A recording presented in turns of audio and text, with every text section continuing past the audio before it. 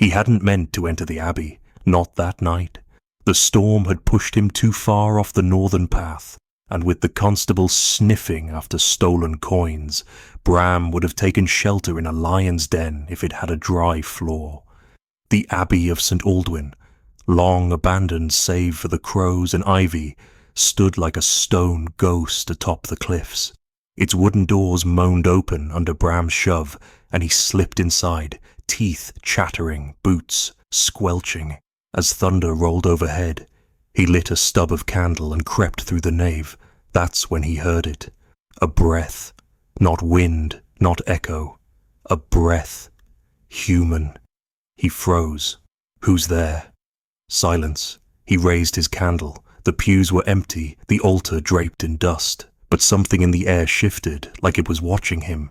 He nearly turned to flee, until a board creaked behind the far wall. Bram approached carefully. The wall was smooth, old stone, but at its edge, near the base, something odd. A faint seam, a line where stone didn't quite meet stone. Then, another breath. "I'm not here to harm you," Bram said, though he wasn't sure that was true. He was a thief, after all. But even thieves have hearts, and right now, his beat like mad. With trembling fingers, he pressed at the seam. Nothing moved. Then, as if pulled by instinct, he pushed the torch holder on the wall. A click. A section of stone groaned inward, revealing a narrow passage. Cold air spilled out, and with it, the unmistakable scent of lavender soap. Someone had been living here, or still was. He stepped inside. At the end of the corridor was a small room, barely tall enough to stand in. Inside, a bed made of hay and quilts, a table with half-finished embroidery, a book of psalms, and in the far corner, barely illuminated by candlelight, a girl. She looked no older than 17. Her dress was simple but clean, her hair plaited with care, her face pale but alert. She stared at him with calm, unwavering eyes. "You found it," she whispered. Her voice wasn't afraid. It was something stranger, relieved. Before he could speak, she added, "Please, close it, quickly." And without knowing why, Bram did. The stone door sealed behind them with a soft, final thud. She didn't move, just stood with her back pressed lightly against the wall, as if it had grown familiar. Bram stared, unsure whether to speak, flee, or kneel. His heart hadn't stopped racing since the stone door had clicked shut. "What is this place?" he asked, voice low. The girl tilted her head. "My home," she said simply, "for the past 9 years." Bram's eyes widened. 9? In here? He took a step toward the embroidery table. Everything was tidy, deliberate, not the chaos of madness or desperation. It was a room kept with grace, not fear. "Why?" he asked. She hesitated, then motioned for him to sit. He lowered himself onto a wooden stool, careful not to knock over the candle. She remained standing. "My name is Elinor," she said. "I was brought here when I was 8. My father, he was the Duke's steward. One day he overheard something about a plot. I never learned what, only that he was found dead 2 days later, and my nurse smuggled me into the Abbey." Bram frowned. "And left you?" Number she returned, every week, until she didn't. Her voice cracked just once, then steadied. "I believe they found her." Bram looked around again, at the carefully folded linens, the dry stores tucked beneath the bed, the stack of used books. "You've kept yourself alive?" Elinor nodded, "and hidden. It was safer not to be seen." He rubbed a hand across his jaw. "Then why let me in?" She looked at him then, really looked, "Because I heard your footsteps and your breathing, and you didn't sound cruel, and I'm tired of ghosts." A pause, then she added, "And because I saw you leave bread at the gate for that beggar woman." That stopped him cold. "You saw me?" "Through the stone slit. It faces the hill." Bram shook his head. disbelief tightening his throat. "So you've been watching the world all this time?" "Only the forgotten parts," she said. He stared at her, this girl hidden in shadow, and knew something strange had happened. He had come here to hide. But somehow he had discovered someone else's hiding place, someone who had waited almost a decade. For what, she couldn't even name, until now. "Elinor," he said softly, "what do you want me to do?" She blinked once and whispered, "Don't leave." Not yet. Bram didn't leave that night. He sat on the floor while Elinor spooned him a bowl of root stew from a small clay pot warmed over coals. It was meagre, but comforting. She moved with quiet purpose, as though she'd lived lifetimes in that tiny space. He, on the other hand, felt like a wolf in a drawing room, out of place, too loud, too wild. "How have you survived this long?" he asked. She answered between sips, her voice even. "I ration. I store. I learned which herbs grow near the chapel stones. I mend what breaks, and I listen." "To what?" Bram asked. "To the world I'm not in," she replied. She motioned toward a small slit in the far wall, a chiseled cut in the stone no wider than a hand, facing out toward the road. Bram stood and peered through it. From that angle, you could see the crest of the village path, the cemetery stones beyond, and the bell tower of the church. Just enough to witness life, but never be part of it. "I watched the seasons change through that slit," Elinor said softly. "I watched the baker's boy grow taller. I watched the old vicar fall ill. I counted each time the mayor's wife walked by in her feathered hat." She set down her bowl and looked up at him. "Sometimes I gave them names, stories, just to feel less alone." Bram's throat tightened. He'd spent most of his life running, stealing, lying, but this was something else. This was a kind of survival that demanded silence instead of speed. She rose then, pulled a small cloth from a carved box, and unwrapped what looked like dozens of notes, scraps of paper, cloth, pressed leaves. "Messages," she said, "to no one. To me, to the people I saw and never met." He reached for one, written in delicate script. "The woman who weeps at the gate. Her sorrow is too heavy for one heart." Another, "The boy who stares at the stars. He will leave this village.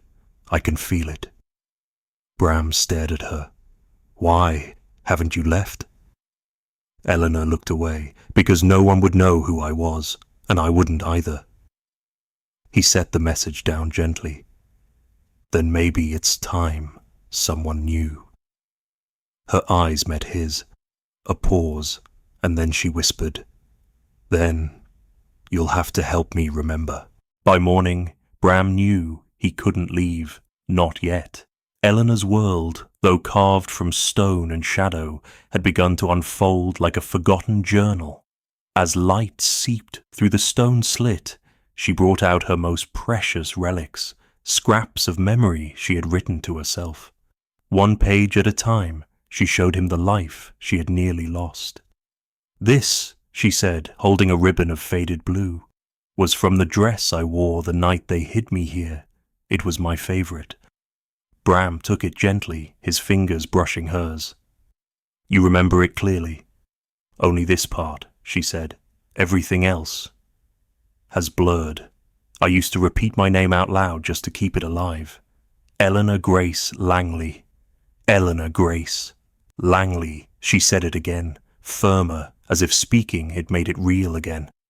Bram sat beside her, quiet. He wasn't a man who believed in fate, but the way he'd stumbled into this place, into her, felt like more than accident.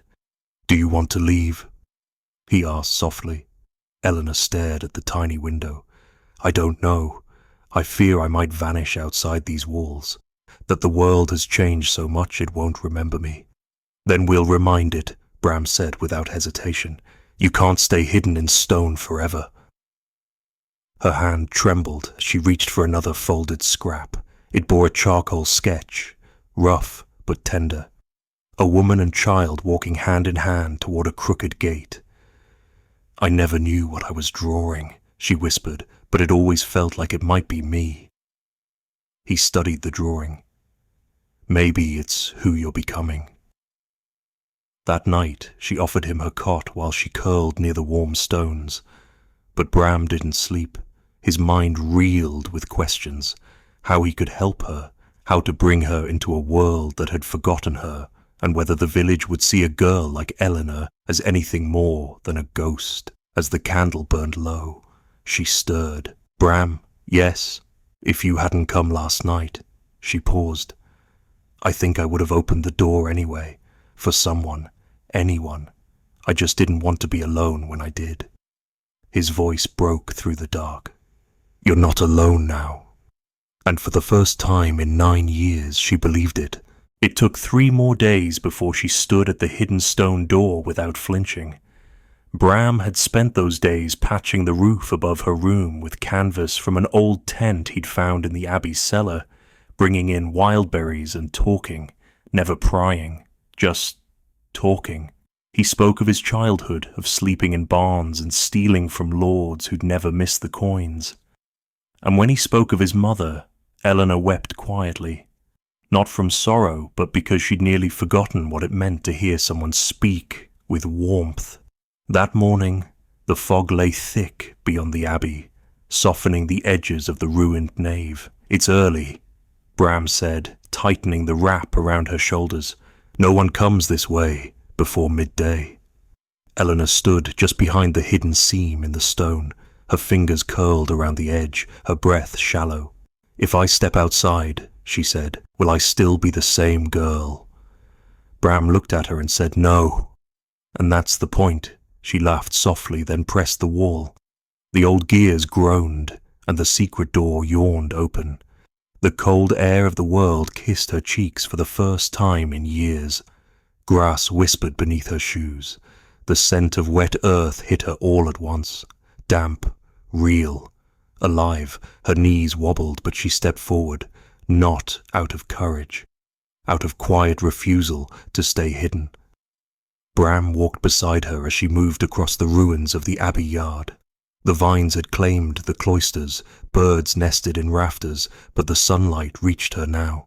She paused by an old stone basin and touched the water inside, trembling. "Do I look different?" she asked. Bram studied her. Her eyes, though wide with fear, burned with something fiercer. "You look seen," he said, "and that changes everything." They sat on the fallen stones for a while. She stared at the village rooftops in the distance, somewhere she had watched through a slit but never touched. "How do I go back?" she whispered. "I don't even know what they see when they look at me." Bram replied, "Then let's decide what they will see, together." She reached for his hand. It was the first time she'd touched someone in 9 years without the fear of being caught. The moment didn't need to be big, it just had to be real. Bram insisted they wait until dusk before venturing near the village. "Less eyes," he muttered, though Elinor could tell it was more than that. He feared what people might say. So did she, but fear, like dust, had settled too long in her lungs. She needed to breathe beyond stone walls. They took the woodland path that curved behind the churchyard. Elinor cloaked in a wool shawl Bram had stitched from scraps. "You don't have to speak," he told her. "Not unless you want to." She nodded, clutching the embroidered pouch she had once sewn in silence. Inside were her letters, the ones she had written to faces she'd never known. As they reached the back of the baker's shop, familiar smells rushed over her, yeast, ash, and burnt sugar. Her knees almost gave. "Easy," Bram whispered. "Let them see you when you're ready." But ready came sooner than expected. An old woman shuffled from the side alley, balancing a basket of coals. She looked up and paused, eyes narrowing on Elinor. "You're not from here," the woman said flatly. Elinor stepped forward, voice steady. "I was." Once the woman's brow furrowed. "What's your name?" Elinor took a breath. Elinor Grace Langley. The name echoed down the alley like a prayer finally spoken. The woman dropped her basket, coals scattered like spilled memory. "Langley," she gasped, "you vanished. They said fever, said your father ran off with debts." "They lied," Elinor said quietly. "He died trying to protect me." Words spread like brush fire. A girl thought long dead, now standing in rags behind the baker's shop. Children whispered, doors cracked open, faces appeared, older now, but some vaguely familiar. Bram stood close, his presence steady. "You don't owe them anything," he said, "not unless you choose to." Elinor reached into her pouch and pulled out a note, one she had written 7 winters ago about the woman who wept beside the chapel gate. She stepped forward and handed it to the coal carrier. "You were always kind," Elinor said. "You just didn't know someone was watching." The woman's hand trembled as she read. Then she dropped to her knees and wept, not out of shame, but recognition. Elinor didn't look back as more villagers gathered. She stood taller now, not hidden, not forgotten. "Come," she said to Bram, "we're not finished yet." They returned to the Abbey by moonlight, but this time Elinor didn't retreat into the stone room. She walked openly through the nave, her feet stirring years of dust that no longer held her prisoner. "There's something I need to show you," she told Bram. She led him through a crumbled arch near the apse, behind what had once been the vestry. There, under loose floorboards and guarded by centuries of silence, lay a wooden chest. She opened it with trembling hands. Inside were 3 books, not holy texts or accounts, ledgers, pages upon pages of names, dates, and notes in her father's handwriting.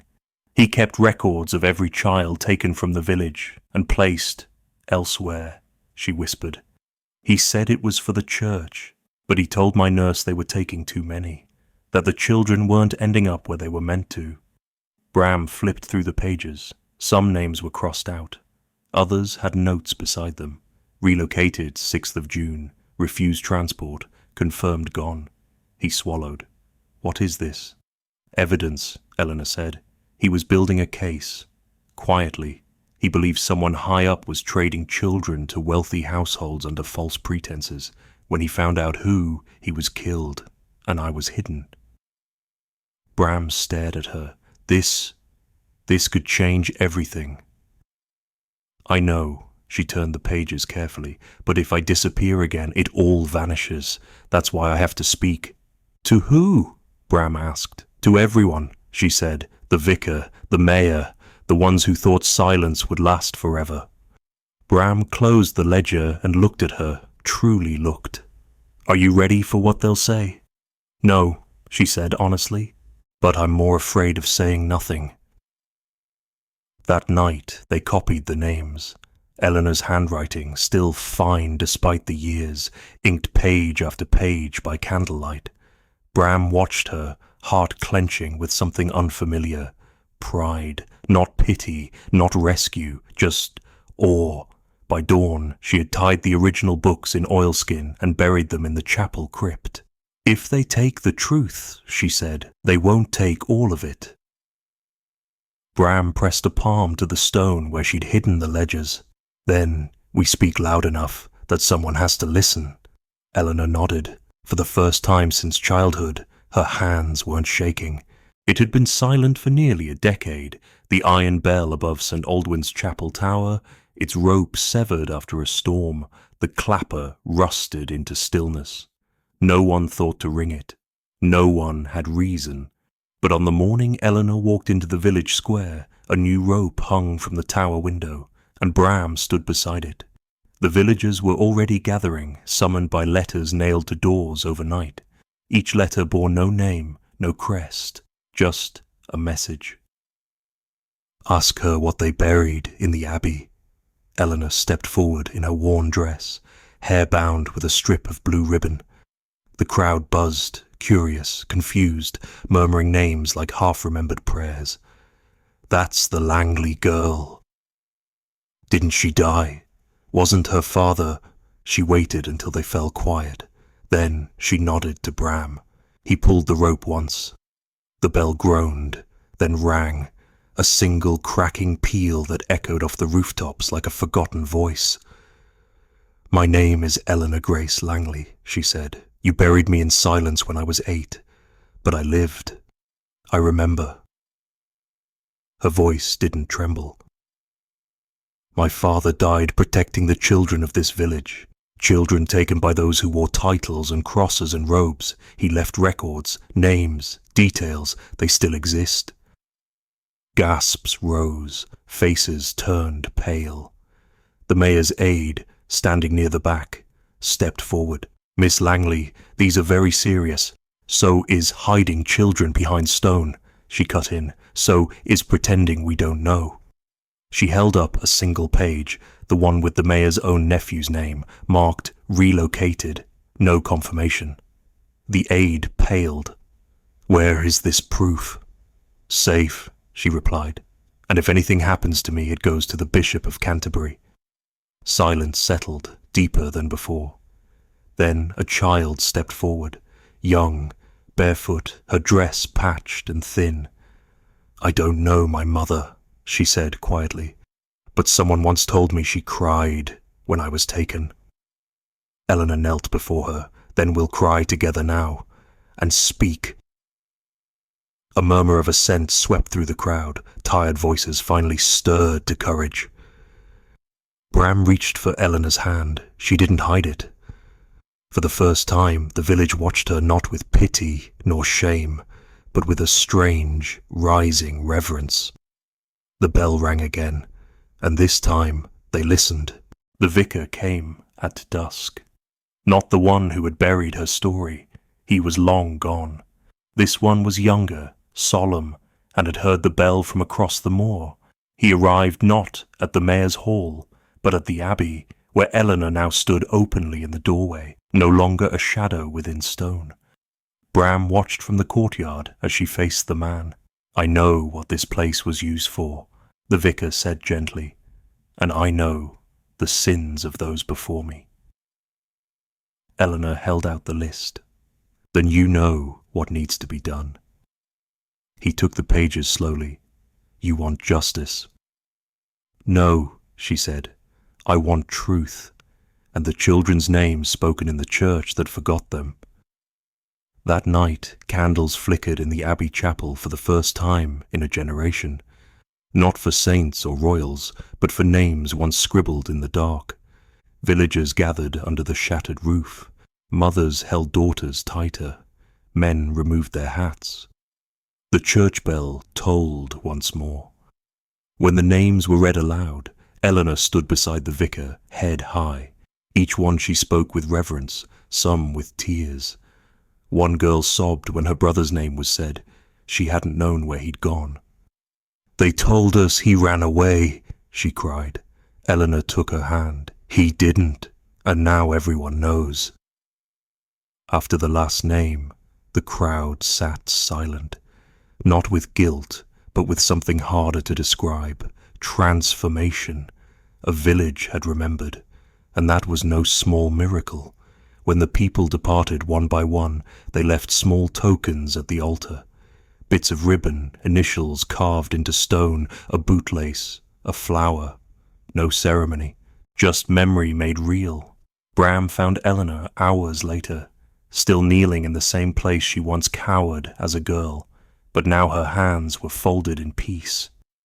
"You did it," he said. She looked up. "Number we did." She stood and took his arm. "There's something I want to show you." She led him back to her hidden room, not to hide, but to reveal. She lit every candle, let the light flood the space. Every note, every drawing, every message she'd once written to feel less alone now glowed in the open. "No more secrets," she whispered. "No more walls." Bram touched one note gently. "Then let's build something new, with windows." A year later, the Abbey no longer stood in ruins. Its roof remained open to the sky, but the walls had been cleaned, the weeds cleared, and the once secret room transformed into a sanctuary, a place where lost things could be remembered and found. Villagers called it the House of Names. Every visitor who stepped through the gates was greeted by Elinor herself, no longer the ghost child, but a woman with a steady voice and a name spoken with pride. Children now played in the courtyard, laughter echoing through stone where silence once ruled, and beside her, always, was Bram, no longer thief, no longer fugitive, just a man who had stayed when he didn't have to. Inside the sanctuary, Elinor had created something extraordinary, a wall of memory with every name from her father's ledgers etched into wooden tiles. Each one was painted by hand, and below each a candle burned. Some flames flickered strong, others low, but none were ever left unlit. "It's not about how they left," she often said. "It's that we remember they were here." The mayor had tried to silence her once, but when he visited and saw his own brother's name on the wall, untouched and glowing, even he stood still for a long time. He said nothing, just lit a candle. The vicar visited weekly now.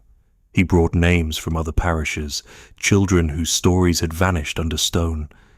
Elinor accepted each one with grace. "This is not about blame," she said. "It's about giving them a place that says, you were here, you mattered." On the first day of spring, a young girl approached with wide eyes and dirty hands. "Are you the lady who was hidden?" she asked. Elinor smiled. "I was, and then I wasn't." The girl handed her a folded note. "I wrote something for the wall." Elinor knelt to accept it, heart tightening as she unfolded the scrap. To the girl who once waited, someone was always coming. Elinor lit a candle and placed the note beside it. Bram stood at the door, watching her not as someone fragile, but as someone radiant, someone rebuilt. She turned to him and said softly, "This life, I made it with my own hands, not from what I was given, but from what I refused to lose." And outside, the bell rang again, not for morning, but for morning. Please like, share, and subscribe to support more stories of hope and healing on Echoes of England. If you had found her notes in that old stone room, would you have read them or walked away? Let us know in the comments.